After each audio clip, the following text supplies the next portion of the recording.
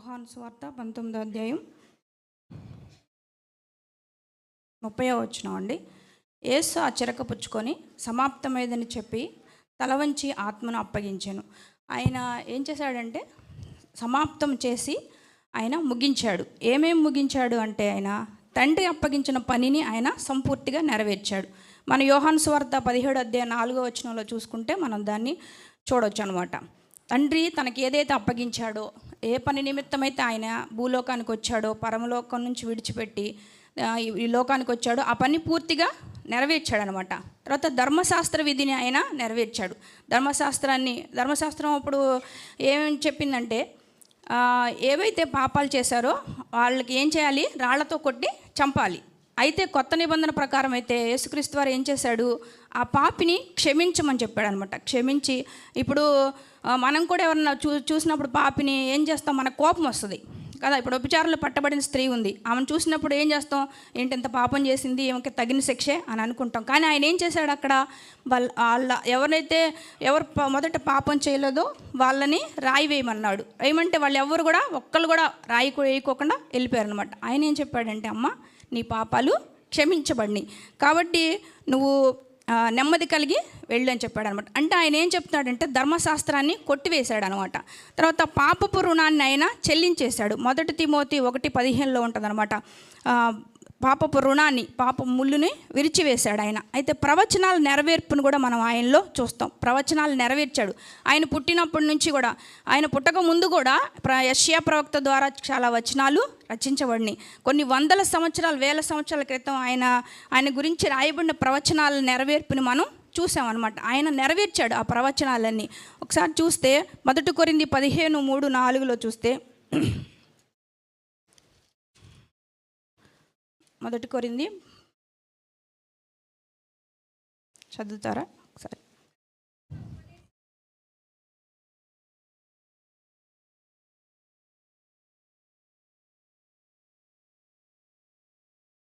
ప్రకారం 3వ దినము లేపబడెను. ఆయన ఏం చేశాడు, లేఖనముల ప్రకారం మన క్రీస్తు మన పాపల నిమిత్తం మృతి పొందాడు, సమాధి చేయబడ్డాడు, లేఖనముల ప్రకారం 3వ దినము లేపబడ్డాడు. 3 కార్యాలు ఆయన నెరవేర్చి చూయించాడు అనమాట. సంపూర్తి చేశాడు ఆయన. అలాగే పాపమును జయించాడు, పాపపు ముళ్ళును విరిచాడు. ఇది మనకు తెలుసు. 1 యోహాను సువార్త, 1 యోహాను పత్రిక 3వ అధ్యాయం 5వ వచనంలో ఉంటుంది. పాపమును ఆయన జయించాడు. పాపపు స్వభావం తీసివేసి మనకు ఆయన పరిశుద్ధాత్మ స్వభావం మనకి ఇవ్వాలని ఆయన ఆశపడుతున్నాడు అనమాట. సాతాను జయించాడు. ఈ 1 యోహాను పత్రిక ఒకసారి చూసినట్టయితే 1 యోహాను 3వ అధ్యాయం 8వ వచనం.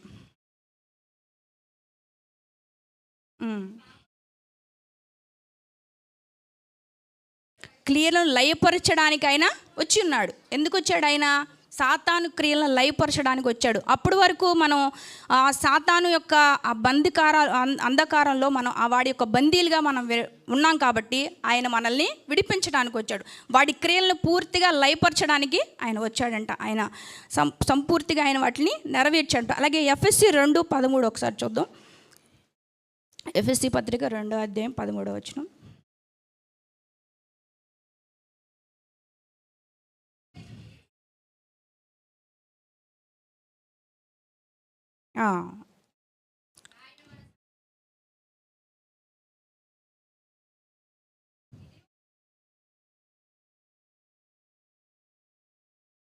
ధర్మశాస్త్రాన్ని ఆయన శరీరము ద్వారా ఆయన కొట్టివేటి చోట మన తండ్రిని మనల్ని ఆయన ఏకపరచడానికి వచ్చున్నాడు, సమాధానపరచడానికి వచ్చున్నాడు అనమాట. ఆ కార్యాన్ని ఆయన సంపూర్తి చేశాడు. ఏ కార్యాలు చేయడానికి వచ్చాడు? తండ్రి చిత్తం పూర్తిగా నెరవేర్చడానికి, ధర్మశాస్త్రాన్ని కొట్టివేయడానికి, పాపపు ముళ్ళును విరవడానికి. ఎందుకంటే కడపటి ఆదాము ద్వారా మనకు సంక్రమించిన ఆ పాపం ఏదైతే ఉందో అప్పటి వరకు మనల్ని ఏలుబడి చేస్తుంది.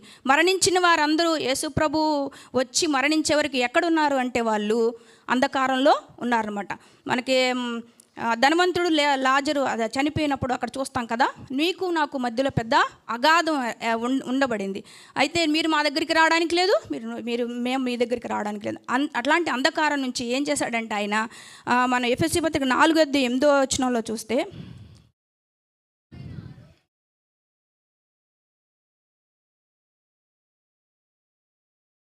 ఆయన ఏం చెరను చెరగా కొనిపోయి అంటే ఇప్పుడు మూడవ దొంగ కూడా సిలువలో పలికిన ఆ దొంగ కూడా ఏం చెప్తాడు, తండ్రి నువ్వు నన్ను జ్ఞాపకం చేసుకోమంటే నేడు నీవు నాతో కూడా పరదేశంలో ఉండు అంటాడు. అంటే ఆయన చెరను చెరగా కొనిపోయి అంటే ఆయన మరణించినప్పుడు కిందకి పాతాళానికి వెళ్ళి అక్కడ ఉన్నటువంటి పరిశుద్ధులు ఎవరైతే నీతిగా బ్రతికారో వాళ్ళందరినీ తీసుకుని వెళ్ళి ఎక్కడ పెట్టాడంట, పరదేశంలో పెట్టాడు. అప్పటి వరకు పరదేశంలో ఎవరు లేరనమాట. చెరను చెరగా కొనిపోయి ఆయన అక్కడ పరదేశంలో ఉంచాడు అందరినీ అనమాట. ఇంకా ఇప్పటి వరకు తీర్పు జరగలేదు. మనం అందరం ఎవరైతే ఇంకా రక్షించబడాలో అందరూ రక్షించబడిన తర్వాత అప్పుడు తీర్పు జరుగుతుందనమాట. దేవుని చిత్తాన్ని ఈయన సంపూర్తిగా నెరవేర్చిన వాడుగా ఉన్నాడు. సాతాన్ని క్రియలు లయపరచడానికి ఆయన వచ్చి ఉన్నాడు.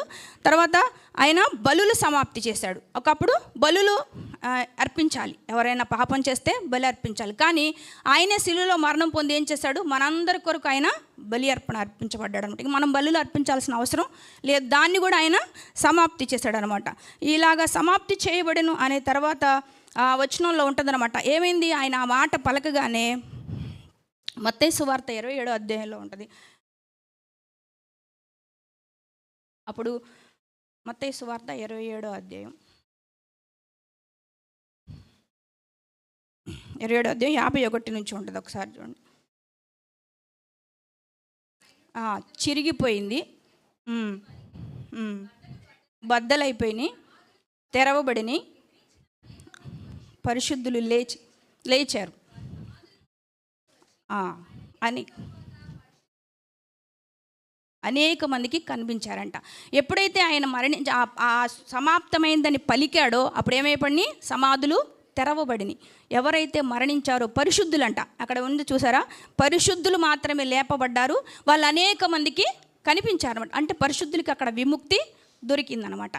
ఎప్పుడైతే ఆయన సమాప్తి చేశాడో, రక్షణ కార్యాన్ని అయినా సమాప్తి చేశాడు. దేని నిమిత్తం ఆయన భూమి మీదకి వచ్చాడో, ఎందుకు వచ్చాడు ఆయన, మన పాపాలని క్షమించడం కొరకు, పాపులను రక్షించడం కొరకు చెప్పాడు కదా, నశించిన దాన్ని నేను వెతికి రక్షించడానికి వచ్చాను. ఆ కార్యం ఆయన సమాప్తి చేశాడు అనమాట. కాబట్టి ఆయన చేయవలసిన కార్యాలన్నీ ఆయన చేశాడు. అయితే మనం ఏం చేయాలి, మనకేం చెప్పాడు ఆయన, మీరు నమ్మి బాప్తిసం పొందండి అని చెప్పాడు. అది మనం చేస్తున్నామా, నమ్మిన వానికి రక్షణ, నమ్మకపోతే శిక్ష. ఖచ్చితంగా చెప్పాడే లేదా, అది ఆజ్ఞగానే చెప్పాడు. మత్తయి సువార్త చివరి అధ్యాయంలో ఉంటుంది కదా, మీరు అందరూ లోకానికి వెళ్ళి సర్వలోకానికి వెళ్ళి సువార్త ప్రకటించి వాళ్ళకి బాప్తిసం ఇవ్వండి అని చెప్పాడు ఆయన. ఎందుకు చెప్పాడు ఆయన, అది ఒక ఆజ్ఞ. ఇప్పుడు ఏంటంటే బాప్తిసం తీసుకోమంటే చాలామందికి నిర్లక్ష్యంగా ఉందన్నమాట. బాప్తిసం ఎందుకు తీసుకోవాలి, ఇంకా టైం ఉందిలే, మేము బాగానే ఉంటున్నాం, తింటున్నాం, పడుకుంటున్నాం, లేస్తున్నాం, మన కార్యాలు జరుగుతున్నాయి అని అనుకుంటున్నారు. కానీ బాప్తిసం పొందడం వల్ల ఏంటి లాభం అనేది ఎవరికి తెలియట్లేదు. అది ఒక్కోసారి చూద్దాం. అపోస్తుల కార్యాలు 22వ అధ్యాయం 16లో స్పష్టంగా ఉంటుంది. మీరు బాప్తిసం పొందితే ఏం జరుగుతుంది అనేది. అపోస్తుల కార్యాలు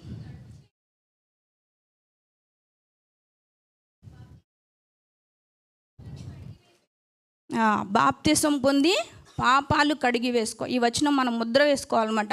ఇది అననీయ పౌలు సౌలుగా మార్చబడేటప్పుడు ఆయనకి బాప్తిసం తీసుకోమని అననీయ వచ్చి హెచ్చరిస్తాడు. నువ్వు ఎందుకు ఇలాగే ఉంటావు, ఈ 22వ అధ్యాయం చదవండి, మొదటి నుంచి చదివితే అననీయ చెప్తాడు, నువ్వు వెళ్ళు, నువ్వు తడువు చేయటం ఎందుకు, నువ్వు లేచి ఆయన నామం బట్టి ప్రార్థన చేసి బాప్తిసం పొంది నీ పాపాలు కడిగి వేసుకో. బాప్తిసం ఎవరు పొందుతారో వాళ్ళకే పాపక్షమాపణ, వాళ్ళే పాపాల నుంచి విడుదల పొందుతారు. ఎందుకప్పుడు పస్కా బలి పశువు రక్తాన్ని ఏం చేయమన్నాడు ఆయన, అందరి గుమ్మాల మీద, ఇశ్రాయేలు గుమ్మాల మీద రాయండి, అప్పుడే మరణదూత మీ దగ్గరికి రాదు. ఎవరైతే ఆ రక్తాన్ని ఆశ్రయించలేదో ఐగుప్తులందరి ఇళ్లలో మరణం సంభవించింది. అది మనకు సూచనగా ఉంది. పస్కా బలి పశువు ఎవరు, మన తండ్రి అయిన యేసుక్రీస్తు ప్రభువారు. కాబట్టి ఆయన రక్తాన్ని ఎవరు ఆశ్రయిస్తారో వాళ్ళకు మాత్రమే రక్షణ. ప్రభువు పేరట ప్రార్థన చేయవాడు మాత్రమే రక్షించబడతాడు. కాబట్టి బాప్తిసం ఇక్కడ ఏం చెప్తుంది, నీ పాపాలు కడుక్కో అని స్పష్టంగా చెప్తుంది వాక్యం. కాబట్టి నమ్మి బాప్తిసం పొందువానికే రక్షించబడతారు. ఆ చిల్లో దొంగ రక్షించబడ్డాడుగా చివరి క్షణాల్లో అంటే అది అసాధ్యం అనమాట. ఎందుకంటే సమయం చాలా ఇచ్చాడు మనకి దేవుడు రక్షించబడమని, బాప్తిసం పొందమని. ఎందరో గొప్ప గొప్ప దైవజనులు వచ్చి చెప్తున్నారు రక్షించబడండి అని. ఇప్పుడు ఎలా చూస్తున్నామంటే ప్రపంచం అంతంలో చూస్తున్నాం అనమాట. ఎందుకంటే సృష్టి ఎన్ని దినాలు చేయబడింది, 6 దినాలు సృష్టి చేయబడింది, 7వ దినాన్ని ఆయన విశ్రమించాడు. అయితే ఈ 7 దినాలు ఎలా సూచన అంటే ఆదాము నుంచి అబ్రహాం వరకు 2000 సంవత్సరాలు గడిచినాయి, అబ్రహాము నుంచి దావీదు వరకు 1000 సంవత్సరాలు, దావీదు నుంచి యేసుక్రీస్తు ప్రభు వారి వరకు 1000 సంవత్సరాలు, అలాగే యేసుక్రీస్తు ప్రభు వారు వచ్చి ఎన్ని సంవత్సరాలు? 2000 సంవత్సరాలు. ఇప్పుడు ఎన్ని సంవత్సరాలు అయిపోయినాయి? ఆయన ఏం చెప్పాడు? ఆయన 1000 సంవత్సరాలు ఒక దినంతో సమానం. కాబట్టి 6 సంవత్సరాలు సంపూర్తి అయిపోయినాయి. ఇప్పుడు 7వ సంవత్సరంలో ఉన్నాం, అంత్యకాలంలో ఉన్నాం, అపాయకరమైన దినాల్లో మనం ఉన్నాం. 7వ సంవత్సరం అంటే ఆయన ఇంకా రాబోతున్నాడు, సమీపంగా ఉన్న మనకు తెలుస్తుంది. 24 మత్తయి సువార్త 24 అధ్యాయం చెప్తున్నాను కదా, అంత్యకాలంలో అపాయకరమైన దినాలు. ఎలాగంటే రాజ్యం మీదకి రాజ్యం లేస్తుంది, యుద్ధాలు, తర్వాత భూకంపాలు ఎన్నో చూస్తున్నాం మనం, కరువులు చూస్తున్నాం. అసలు గ్యాస్ బండ్ లేకపోవడం ఎప్పుడైనా చూసాం మనం, కరోనా చూసాం ఈ కొన్ని సంవత్సరాల్లో. అంటే అంత్యకాలంలో ఉన్నాం. యవ్వనస్తులు కూడా ఎంత చెడిపోయే పరిస్థితుల్లో ఉన్నారో మనం చూస్తున్నాం. కాబట్టి మనం ఏం చేయాలంటే విజ్ఞాపన చేయాలి. తల్లులుగా ప్రార్థన నిర్లక్ష్యం చేయకూడదు. ఆయన అందుకే అన్నాడు, ప్రార్థన యందు నిలకడగా ఉండండి, ప్రార్థన యందు మెలకుగా ఉండండి, ప్రార్థన యందు మీరు విసుకక ప్రార్థన చేయండి అని చెప్పింది. ఎందుకంటే ఆయన ఉత్తినే చెప్పలా, ప్రార్థన గురించి ఎందుకు హెచ్చరికలు ఇన్ని ఇచ్చాడు అంటే అంత భయంకరమైన స్థితిలోకి యవనస్తులు వెళ్ళిపోతున్నారు. కాబట్టి వాళ్ళ కొరకు కన్నీటి ప్రార్థన ఎవరైతే చేస్తారో వాళ్ళ చుట్టూ మాత్రమే కంచె ఉంటుంది. వాళ్ళ చుట్టూ ఆయన చెప్పాడు కదా, నైవేద్యంలాగా ఉండాలి మన ప్రార్థన. కాబట్టి తల్లులుగా మనం ఏం చేయాలి? ఏదో వెళ్తున్నారులే వచ్చేస్తున్నారులే అని మనం వదిలిపెట్టకూడదు. మనం నిరంతరం తల్లి ప్రార్థన ఒక ధూపంలాగా చేరుతూనే ఉండాలి ఆయన సన్నిధికి. అప్పుడే మనకి కంచె, మన బిడ్డలకి కంచె. ఏముంది, స్నేహితుల వల్ల చాలా చెడిపోతున్నారు ఈ దినాల్లో. మనం చేయవలసిన కార్యం ఏంటి? ఆయన చేయవలసిన కార్యం ఆయన సంపూర్తి చేశాడు. కానీ మన కార్యం ఏముంది? మనం ఏం చేయాలి? మనం నమ్మి బాప్తిసం పొందాలి, ఇతరులకి రక్షణ సువార్త అందించాలి, మనం కూడా ఎలాగ నీతిగా యథార్థంగా ఉండాలి. అలాగే ఆయన చెప్పినట్లుగా అంతం వరకు రక్షణలో మనం కొనసాగాలన్నమాట నమ్మివానికి. తర్వాత చాలామంది ఏం చేస్తున్నారంటే భక్తి మార్గం, జ్ఞాన మార్గం అని, తర్వాత కర్మ మార్గం ఎంచుకుంటున్నారు చాలామంది. ఏంటి, భక్తి బాగా చేస్తే దేవుడి దగ్గరికి వెళ్ళిపోతాం, లేకపోతే అంటే అన్యస్తుల గురించి చెప్తున్నాను. తర్వాత మంచి మంచి కార్యాలు చేస్తే వెళ్ళిపోతామని, లేకపోతే దేవుడిని గురించి జ్ఞానం పొందుకుంటే లేదా అలా అనుకుంటున్నారు. కానీ వాటి వల్ల ప్రయోజనం లేదనమాట. ఎవరైతే యేసు రక్తాన్ని ఆశ్రయిస్తారో, అందుకే కదా ఆయన వచ్చి మరణించింది ఎందుకు, ఆయన రక్తం కార్చింది ఎందుకు, కాబట్టి అది గ్రహించాలి. అలాగే ఎవరైతే అంగీకరించట్లేదో క్రీస్తుని, ఇప్పుడు ఎంతోమంది వచ్చారు, పెద్ద పెద్ద వాళ్ళు వచ్చారు, మరణించారు, వెళ్ళిపోయారు, గొప్ప వాళ్ళు అనబడిన వాళ్ళు. ఇప్పుడు అలెగ్జాండర్ ఉన్నాడండి, మరి ఆయన పేరునే పెట్టుకోవచ్చు కదా, అలెగ్జాండర్ శకం, అలెగ్జాండర్ పూర్వం అని. ఎందుకు క్రీస్తు శకమే అని పెట్టారు? ఎందుకు మరి ఇప్పుడు ఆయన సిలువలో మరణించాడు, ఒక దిక్కులేని వాడిగా మరణించాడు, ఆయన పేరుని ఎందుకు పెట్టుకున్నారని అలా ఆలోచన వాళ్ళకి ఎందుకు రావట్లేదో నాకు అర్థం కావట్లేదు అనమాట. ఆలోచించాలి కదా, క్యాలెండర్లో క్రీస్తు శకం ఎందుకు పెట్టాలి? మరి చాలామంది ఉన్నారు, బుద్ధుడు ఉన్నాడు, తర్వాత గాంధీదాత ఉన్నాడు, ఇలా ఎంతమంది ఉన్నారు కదా, వాళ్ళందరి పేర్లు ఎందుకు పెట్టలా, క్రీస్తు పేరుని ఎందుకు పెట్టారనే ప్రశ్న వాళ్ళకి రావాలన్నమాట. చాలా వరకు ఇప్పటికీ చాలామంది రక్షించబడుతున్నారు. ఆయన అంటాడు కదా, ఒకసారి చూస్తాం, 2 పేతురు 3వ అధ్యాయం 9వ వచనం ఒకసారి చూద్దాం.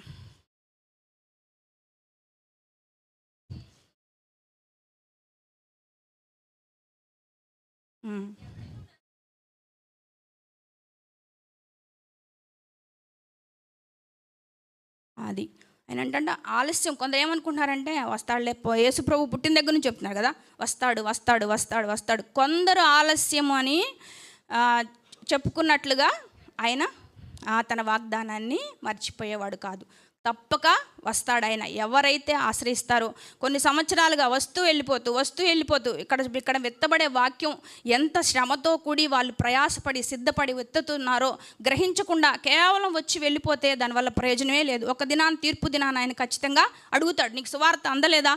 అందింది. ఎవరు చెప్పలేదా? చెప్పారు, కానీ నువ్వు ఎందుకు నిర్లక్ష్యంగా ఉన్నావని ఆయన తీర్పు దినాన్ని ఖచ్చితంగా ప్రశ్నిస్తాడు ఆయన. జవాబు మనం చెప్పవలసిన వాళ్ళుగా ఉన్నాం. కాబట్టి వచ్చిన ప్రతి ఒక్కళ్ళు కూడా అనమాట రక్షణ పొందాలి. అలాగే చాలామంది, కొంతమంది రొట్టెలు కూడా ఆయన రక్త మాంసాల్లో కూడా పాలు పొందట్లేదు అనమాట. అది రక్త మాంసాల్లో పాలు పొందడం అనేది ఎంత ముఖ్యమైనదో కూడా అది వాళ్ళకి అర్థం కావట్లేదు. 1 యోహాను 1:8 కూడా ఒకసారి చూద్దాం.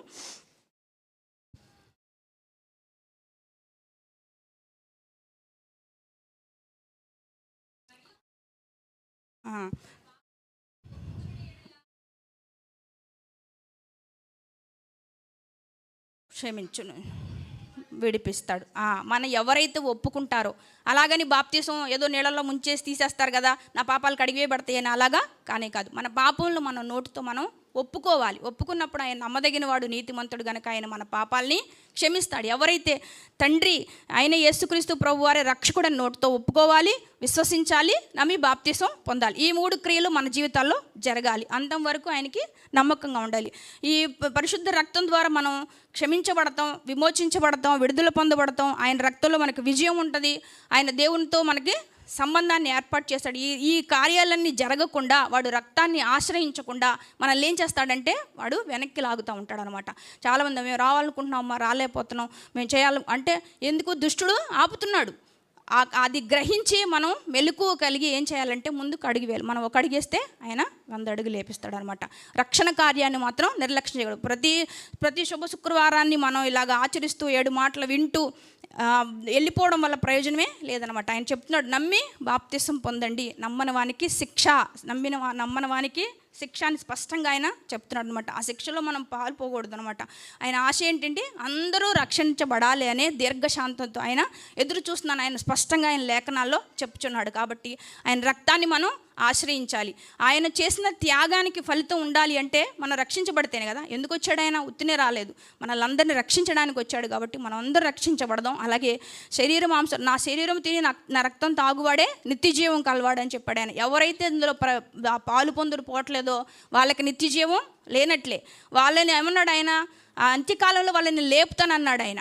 కాబట్టి ఎవరైతే రక్త మాంసాల్లో పాలిభాగస్తులు అవుతారో వాళ్ళను మాత్రమే ఆయన లేపుతాడు, వాళ్ళను మాత్రమే ఆయన రక్షిస్తాడు. కాబట్టి సమయాన్ని మనం నిర్లక్ష్యం చేయొద్దు. ఈ చిన్న వాక్యం దేవుడు దీవించును గాక.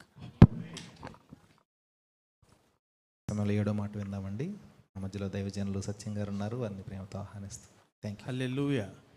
ఇప్పుడు ఈరోజు మనం పాడుకున్న పాటలు ఉండే చూసారా, అవి సంవత్సరానికి ఒకసారి పాడటం కొరకు కాదు, ప్రతి వారం కూడా మనం పాడుకోవాలి. ప్రతి కుటుంబారాధనలో కూడా మనం ఆ శిలువ మరణ పునరుద్ధానములు మనం జ్ఞాపకం చేసుకోవాలని మీకు మనవి చేస్తూ ఉన్నాను. పరిశుద్ధ పరిశుద్ధ అనే పాట పెళ్ళిళ్ళలోనే పాడతారు కాదు, ఆదివారం కూడా ఆయన పరిశుద్ధతను మనం ఎప్పటికప్పుడు గుర్తు చేసుకుంటూ ఉంటే ఆ పరిశుద్ధత ఆ మార్గములో మనము మన సంఘము నడవడానికి ఎంతో ఉపయోగకరముగా ఉంటుంది. అంటే ఒక రకంగా మీకు మాటలు చెప్పాలంటే, యవనస్తుల మధ్య పనిచేసే వారు కాలేజీలలో యవనస్తులకు వాక్యాన్ని అందించి పుస్తకాలు బైబిల్స్ అందించే వారు అని అర్థం. యవనస్తులు ఎంత అవసరమో, యవనస్తుల గురించి ఎక్కువగా ఈరోజు మనం చాలా మాటలు విన్నాం అన్నమాట. యవన కాలమందు కాడి మోయిట నరునికి మేలన్నాడా, వృద్ధాప్యములో కాడి మోయిట మేలన్నాడా? బాల్య దినములు యందు మీ కాడి మోయిట మేలనలేదు, కానీ బాల్య దినములు యందు మీ సృష్టికర్తను స్మరణకు తెచ్చుకో, లేకపోతే పోతావు అని అర్థం అనమాట. అంటే బాలుడు నలవవలసిన త్రోవన వాడికి నేర్పు, వాడు పెద్దోడైన తర్వాత నిలబడతాడు, ఆత్మీయంగా స్థిరంగా ఉంటాడు. ఈలోపు మనం ఉండొచ్చు, లేకపోవచ్చు. మన పిల్లలకిచ్చే ఆస్తి ఏంటంటే భక్తి. మన పిల్లలకు పరిచయం చేసేది ఏంటంటే వాక్యం. ఇప్పుడు ప్రభువర్ కుమార్ గారు నాకు మంచి పుస్తకం ఇచ్చారు కదా, గిఫ్ట్. నేను అది కొనుక్కోగలనా లేదా చెప్పండి, మీరు అందరూ నోరు తెరవండి కాసేపు. ఇప్పుడు వరకు నోరు మూసుకున్నారు, కొనుక్కోగలరా? ఆయన ప్రేమతో నాకు గిఫ్ట్ ఇచ్చారు. అలాగే వాక్య పరిచర్య చేస్తున్నటువంటి స్త్రీలు ఉన్నారు మన సంఘంలో, వాక్య పరిచర్య చేస్తున్నటువంటి బ్రదర్స్ ఉన్నారు, మొత్తం 10 మంది ఉన్నారు. వాళ్ళకి నేను ఉచితంగా ఇవ్వబోతున్నాను. అదనమాట. ఎందుకు అంటే చాలామంది ఇలా ఎప్పుడు ఇలా మాట్లాడుకుంటారు, వాళ్ళు ఇస్తూ ఉంటారు, వీళ్ళు ఇస్తూ ఉంటారు, వీళ్ళ దగ్గర బాగా కట్టలు ఉన్నట్టు ఉన్నాయి, వీళ్ళకి బాగా ఆస్తులు ఉన్నట్టు. అలా కాదు, ఉన్నప్పుడు కాదు, లేనప్పుడు ఇవ్వటం త్యాగం. కాబట్టి ఇవ్వటములో ఉన్నటువంటి మాధుర్యము, ఇవ్వటములో ఉన్న ఆశీర్వాదము గుర్తెరిగినోడు చనిపోయే వరకు ఇస్తానే ఉంటాడు, మరణాన్ని కూడా త్యాగం చేస్తాడు. అయితే దేవుడు ధనవంతుడు, ఆయన్ని నమ్ముకొని ఆయన సేవకు అప్పగించుకొని సేవ చేస్తున్న నేను ఈ భూలోకంలో ధనవంతుణ్ణి. సాయంత్రానికి డబ్బులు రామాకండి, అలా రావు. మీకు ఇవ్వాల్సినప్పుడు, కావాల్సినప్పుడు, అవసరం గుర్తెరిగిన దేవుడు నీతో మాట్లాడతాడు, నాతో మాట్లాడతాడు. ఓకేనా? నాతో మాట్లాడిన దేవుడు నీతో కూడా మాట్లాడాలి. నీతో మాట్లాడిన దేవుడు నాతో మాట్లాడాడు. కొర్నేలితో మాట్లాడిన దేవుడు పేతురుని డాబా మీద కిందకు పంపించాడు. పేతురుతో మాట్లాడిన దేవుడు కొర్నేలితో మాట్లాడాడు. అక్కడ సక్సెస్ అయిందనమాట ఆ మీటింగు. అనేక మంది బాప్తిసాలు తీసుకున్నట్టుగా కొర్నేలి ఇంటిలో మనం చూస్తున్నాం. Okay, right. ప్రభు బలంలోనికి మనం వెళ్ళబోతున్నాం. ఇక శివాజీ బ్రదర్ కానీ, సియోన్ కుమారి గారు కానీ, వినీలా కానీ, జ్యోతి గారు కానీ, నడిపించిన కె రవి కానీ, సతీష్ గారు కానీ, లేక శవే గారు కానీ, లేక రాజేష్ కానీ, లేక కుమారి గారు కానీ, లేకపోతే రామలక్ష్మి కానివ్వండి, లేకపోతే వీళ్ళందరూ కూడా ఈ పరిచర్యలో ఒక్కొక్కరు ఒక్కొక్క పరిచర్య చెయ్యబట్టే విజయోత్సవముగా మనం ముందుకు తీసుకుని వెళ్ళబోతున్నాం. అంటే వాళ్ళు ఎక్కడ నిలబడాలో అక్కడ నిలబడతారు, మాట ప్రకారం లోబడతారు. నా దగ్గర ఉన్నటువంటి బలహీనత మీకు ఏంటో తెలుసా? వీళ్ళు ఏమైనా తేడా చేస్తే సెన్సార్ కటింగ్ ఉంటుంది. ఎవరో వచ్చి మా అమ్మాయిని అడుగుతున్నారు, ఏమా రేపేమన్నా నీకు డాడీ మాట ఇచ్చాడా, నువ్వు కూడా ఒక మాట మాట్లాడుతున్నావేంటి అని అడిగితే, అబ్బే లేదు, ఆయన బాగా నలిపిస్తాడు, మాకు అప్పుడే ఎప్పుడో సంవత్సరానికి ఒకసారి ఇస్తాడు, ఇప్పుడు మిమ్మల్ని నలుపుతున్నాడు. అది ఎందుకు అంటే సంఘక్షేమాభివృద్ధి కొరకు, నా వ్యక్తిగత స్వార్థము కొరకు అయితే ఇవాళ ఎవరికి వాక్యం అవసరం, ఎవరు పిలవవసరం, నాకు తెలుసు, నేను చెప్పేయచ్చు. అందరూ సంఘక్షేమాభివృద్ధి కొరకు పాటుపడాలి, ప్రయాసపడాలి, త్యాగాలు చేయాలి. ఎవరు చేయని కార్యాలు మనం కూడా చేయగలగాలి. 7వ మాట లూకాసు వార్త 23వ అధ్యాయము 46వ వచనాన్ని చదువుదాం. గొప్ప శబ్దంతో కేకవేసి, గొప్ప శబ్దముతో కేకవేసి తండ్రి తండ్రి నీ చేతికి, శాంతి తండ్రి అల్లా, తండ్రి పెద్ద కేక వేశాడు. ఏమండి చూడండి, ఏమన్నాడు? తండ్రి నీ చేతికి నా ఆత్మను అప్పగించుకొనుచున్నాను.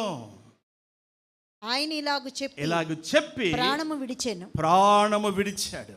నెక్స్ట్, శతాధిపతి జరిగింది చూచి ఈ మనుష్యుడు నిజముగా నీతిమంతుడై ఉండెడని చెప్పి దేవుని మహిమపరచెను. హల్లెలూయా. అప్పటి వరకు ఎందుకు మహిమపరచలేదు? భూకంపం వచ్చింది. ఈ భూకంపాన్ని చూశారు.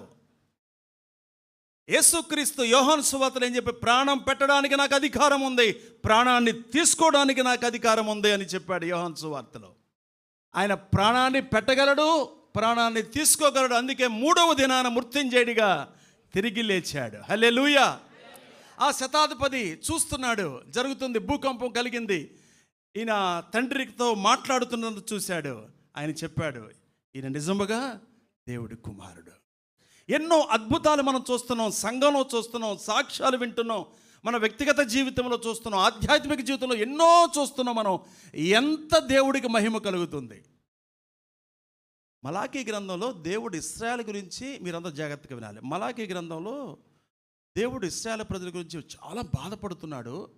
ఆ మలాకీ గ్రంథం తర్వాత దేవుడు మాట్లాడడం మానేశాడు కదా, 400 సంవత్సరాలు టైం పట్టేసింది కదా, దాన్ని చీకటి కాలం అన్నారు కదా. ఆ తర్వాత మళ్ళా దేవుడు తన కుమారుడైన యేసుక్రీస్తుని మానవునిగా ఈ లోకానికి పంపించాడు కదా. దానికి ముందు ఆయన పడిన బాధ ఏంటో తెలుసా? మీరు చెప్పండి. శాంతిగా చదివింది తండ్రి అని. తండ్రి అన్నాడు. మీరు అందరూ అనండి ఒకసారి. మీకెవరు తండ్రి? ఇవి భూలోకంలో తండ్రులు ఉన్నారా? ఇప్పుడు ఉన్నారా? నాకు నాన్న లేడు, మీకున్నారా? మీకు తండ్రులు ఉన్నారా?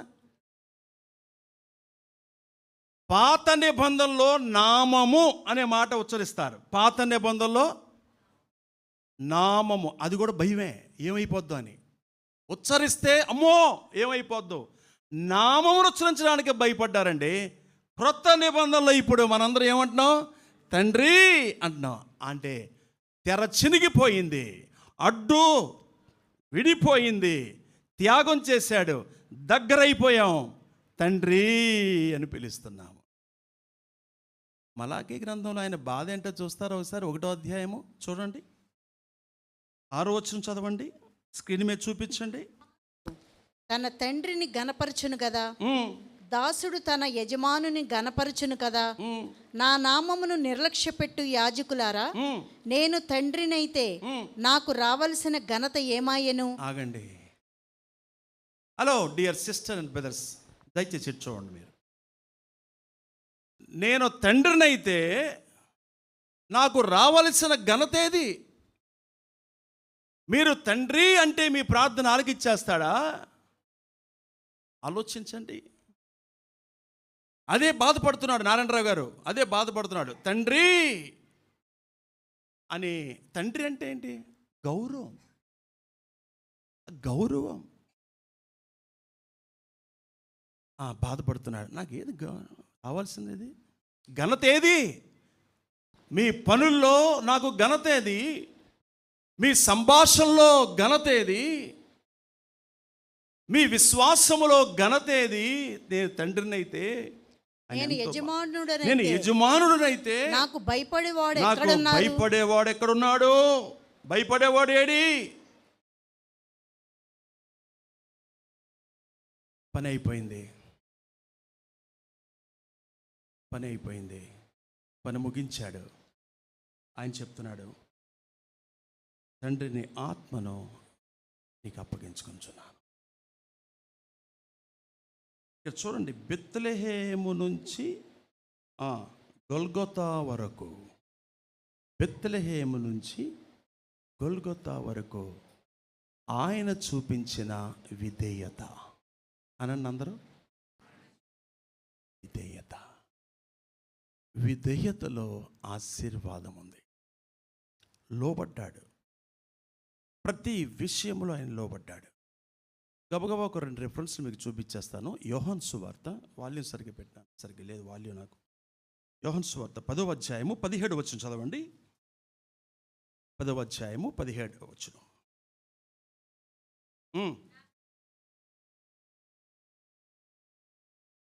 అబ్బా, పెట్టేస్తున్న ప్రాణం మళ్ళీనే తిరిగి తీసుకుంటున్నాడు. 3వ దినాన ఆయన తిరిగి తీసుకున్నాడు. హల్లెలూయా. అంటే ఆలోచించండి, సిలువను గూర్చిన వార్త ఎవరికి వెరిదనం? అమ్మా, నిద్రపోతున్నాడు కూడా చెప్పాలి. తలల పైకి ఎత్తండి. ఇక అయిపోయింది, ఆఖరికి వచ్చాం, మీ పని అయిపోయింది. తల పైకి ఎత్తండి. ఎవరికి వెరితనం? మరి మనకి దేవుని శక్తి. అనండి అందరూ, అందరూ ఇలా పెట్టుకొని అనండి. ఉసూరు అంట, మజ్జిగ తాగినా ఉసూరు, మజ్జిగ తాగినా ఉసూరు అంట. 2 గ్లాసులు తాగారుగా, అయినా ఉసూరు అంటే ఎలాగ ఉప్పు చాలేదా? చూడండి, నశించేవాడికి ఎంత చెప్పినా అది అన్ని నిర్లక్ష్యంగా ఉంటుంది. కానీ నమ్మిన మనకు అదే శక్తి, అదే బలం. ఎన్ని బి కాంప్లెక్స్ వేసుకున్నా, ఎన్ని మల్టీవిటమిన్ ట్యాబ్లెట్లు వేసుకున్నా అది లోపలికి వెళ్తున్నాయి, కరుగుతున్నాయి, యూరిన్ ద్వారా వెళ్ళిపోతుంది. యూరిన్ ద్వారా వెళ్తున్నప్పుడు మనకి స్మెల్ వస్తుంది, కానీ శక్తి ఏది లేదు. కానీ అందుకే మంచి మాట, అందుకే నేను పెట్టేశాను, తండ్రికి అప్పగించేశాను, మళ్ళీ దాన్ని నేను వెనక్కి తీసుకోగలను. ఇది అధికారం. ఇంకొక రిఫరెన్స్ చూద్దాం. యెషయా గ్రంథం, ప్రవచన వాక్యం, యెషయా గ్రంథం 10వ అధ్యాయము 17వ వచనం. యెషయా గ్రంథం 10వ అధ్యాయము 17వ వచనం. మైకిలో చదవమ్మా. యొక్క వెలుగు అగ్నియును, అతని పరిశుద్ధ దేవుడు జ్వాలయును అగును. అది అష్షూరు యొక్క బలిరక్కసి చెట్లను గచ్చపొతులకును అంటుకొని ఒక్క దినమును వాటిని మృంగివేయును. అమ్మా, నేను తప్పు చెప్పానండి. 10:17 అన్న. ఒక్క నిమిషం, రిఫరెన్స్ తప్పు చెప్పా.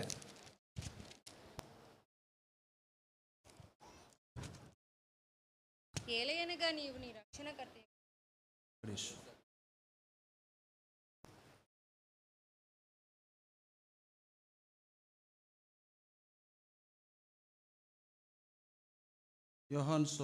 యెషయా గ్రంథంలోనే కీర్తన, ఈ లోపు కీర్తన చదవమ్మా. 31వ అధ్యాయం 5వ వచనం. 31:5 చదవమ్మా. నా ఆత్మను నీ చేతికి అప్పగించుచున్నాను, యెహోవా సత్యదేవా, నన్ను విమోచించువాడవు నీవే. నేను యెహోవాను నమ్ముకుని ఉన్నాను, వ్యర్థమైన దేవతలను అనుసరించువారు నాకు అసహ్యులు. కీర్తన గ్రంథం. నా ఆత్మను నీ చేతికి నా అప్పగించుచున్నాను. ఆత్మని చేతికి అప్పగించుకుంటున్నాను. యెహోవా యెహోవా సత్యదేవా సత్యదేవా నన్ను విమోచించువాడవు నీవే. నీవే. మత్తయి సువార్త 27వ అధ్యాయం కూడా చూద్దాం. 27వ అధ్యాయము 54వ వచనం. మత్తయి సువార్త 27వ అధ్యాయము 54. శతాధిపతియు ఆ. అతనితో కూడా యేసునకు కావలి ఉన్న వారును. ఈ మాట గమనించండి. శతాధిపతియు, ఆ స్క్రీన్ మీద చూడండి. అతనితో కూడా యేసునకు కావలి ఉన్నవారును భూకంపమును జరిగిన కార్యములన్నిటినీ చూచి మిక్కిలి భయపడి భయపడ్డారు. నిజముగా ఈయన దేవుని ఈయన కుమారుడని దేవుని చెప్పుకొనిరి. కుమారుడని చెప్పుకొనిరి. హల్లెలూయా. హల్లెలూయా. ఏం కలిగిందమ్మా అప్పుడు? భూకంపం. ఈ సందర్భాన్ని బట్టి మనం మాట్లాడుకోవట్లేదు, కానీ యుద్ధము జరుగుతుంది. 33వ రోజుకి వెళ్ళిపోయింది. ఏం జరుగుతుంది? కొన్ని దేశాల్లో ఆరాధనలో ఈరోజు కూర్చునే పరిస్థితి లేదు. ఈ రోజున ఆవిడకి బిక్కుమంటూ బ్రతుకుతున్నారు. తిండి లేక, ఆరోగ్యం లేక, ప్రశాంతత లేక, ప్రపంచమంతా విస్తరించిన తెలుగు ప్రజలు ఎంతోమంది మానసిక వ్యాధికి వాళ్ళు బాధపడుతున్న ఈ పరిస్థితుల్లో, ఇలాంటి దారుణకరమైన పరిస్థితులు చూస్తున్నప్పుడు మనం ఇంకా ప్రభువుని రక్షకుడుగా అంగీకరించకపోవటం దౌర్భాగ్యం. ఇప్పుడు కూడా ప్రభువుని యేసుక్రీస్తుని అంగీకరించకుండా మన ఇష్టానుసారంగా మనం నడుచుకోవటం ప్రమాదం. నాకు నేనే ప్రమాదం తెచ్చుకుంటున్నాను, నాకు నేనే శాపం తెచ్చుకుంటున్నాను అంటే, అక్కడ చూసినట్లయితే మరణముపై అధికారము ఎవరికి ఉంటుంది? పాపము లేనివాడికి ఉంటుంది. మరణంపై అధికారం ఎవరికి ఉందంటే ఇక్కడ యేసుక్రీస్తుకు ఉంది. కాబట్టి ఆయన పాపమును శాపమును జయించినవాడు. అందుకే అన్ని విషయముల్లో లోబడ్డాడు. ఆ తండ్రి, నా ఆత్మనికి అప్పగించుకుంటున్నాను. ఈ మాట చూసి, ఈ మాట విన్న వారందరూ భూకంపం కలగడం చూసి, ఈయన మామూలుడు కాదు. ఏమన్నా ఒక మాట మనం మాట్లాడుకుంటే, ఏదన్నా మనకు ఘోరం జరిగింది అనుకుందాం, అటెన్షన్ ప్లీజ్. ఏదైనా మనకు ఘోరం జరిగింది అనుకుందాం, ఏదైనా అన్యాయం జరిగింది అనుకుందాం, మళ్ళీ వాళ్ళకే ఆ శిక్ష ఏదైనా పడాలి, ఏదైనా వాళ్ళకు కూడా నష్టం కలగాలి. 10 సంవత్సరాలైనా జైలు శిక్ష అనుభవించైనా శిక్ష పడిన తర్వాత ఆ కాంక్ష చూసారా, సంతోషిస్తాం. ఇప్పుడు నాకు నెమ్మది వచ్చింది, ఇప్పుడు మా కుటుంబంతో ప్రశాంతంగా ఉందని పేపర్లో కూడా వేస్తూ ఉంటుండగా మనం చూస్తూ ఉంటాం. అవునా కాదా? ఇది ఘోరం జరిగితే, ఎవడో ఒక అమ్మాయిని చంపేశాడు, ఆయన మాకు అప్పచెప్పేసేయండి, వాడిని మేము చంపేస్తాం, అప్పుడు మాకు హ్యాపీగా ఉంటుంది.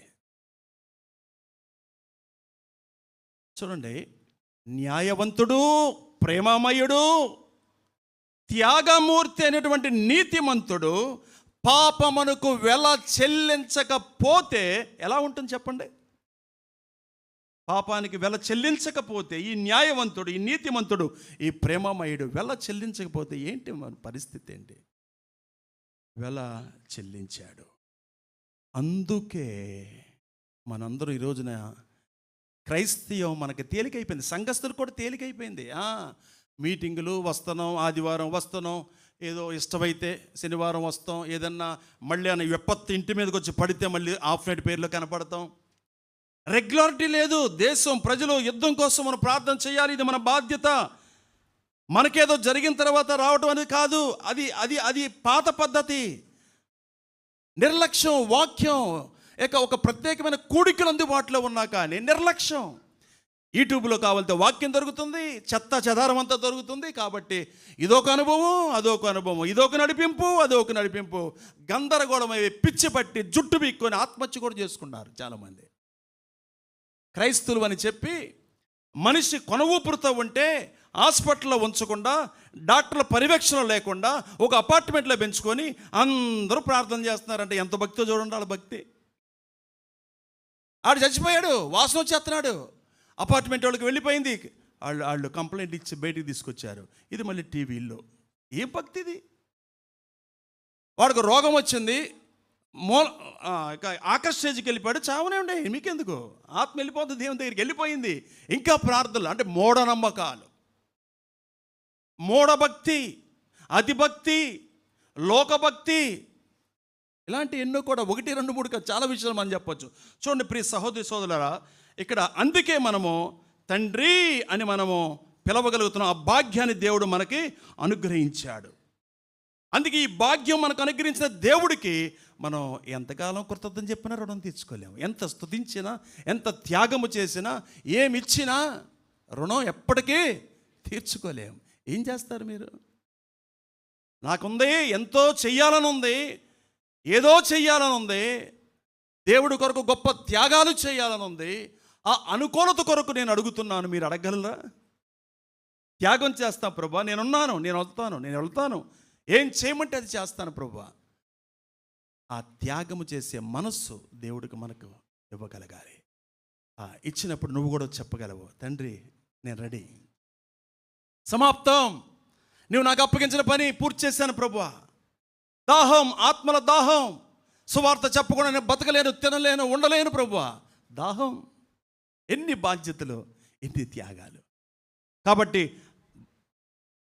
సంఘ పెద్దలకు లోబడాలి, సేవకునికి లోబడాలి, పిల్లల తల్లిదండ్రులకు లోబడాలి, అత్త కోడలకు లోబడాలి, కోడలు అత్తకు లోబడాలి, ఒక్కొక్క సహోదరుడు సహోదరికి లోబడాలి. ఒకరికొకరు లోబడటం ద్వారా ఈ పిక్చర్ ఉందే, ఇది ఉందే, ఈ సహవాసం ఉందే, ఈ సహవాసాన్ని బట్టి తండ్రికి మహిమ కలిగిద్దంట. హల్లెలూయా. ఈ సంఘాన్ని బట్టి తండ్రికి మహిమ కలిగిద్దంట. మన ప్రవర్తన బట్టి తండ్రికి మహిమ కలుగుతుందంట. అబ్బా, ఎంత గొప్ప భాగ్యం అండి, ఎంత గొప్ప భాగ్యం. అలాంటి జీవితాలను మనం జీవిస్తూ సిలువ సాక్షిగా ఈ లోకములో ఆఖరి వరకు మనం బ్రతికే కృప దేవుడు మనకు అనుగ్రహించును గాక. ఆమేన్. తలలు వంచుదాం, కళ్ళు మూసుకుందాం. ఈ సమయంలో మనందరం కలిసి కొంత సమయం దేవుడు ఏ మాట చేత మిమ్మల్ని దర్శించాడో, ఏ మాట మీకు నచ్చిందో, తాకిందో, దాన్ని బట్టి, ఆయన త్యాగాన్ని బట్టి, ఆయన ప్రేమను బట్టి, ఆయన కృపను బట్టి, అబ్బా ఆయన చేసిన, ఆయన మనకిచ్చిన ప్రేమను బట్టి అందరూ నోరు తెరిచి స్తుతించండి, ఆరాధించండి. అందరూ కలిసి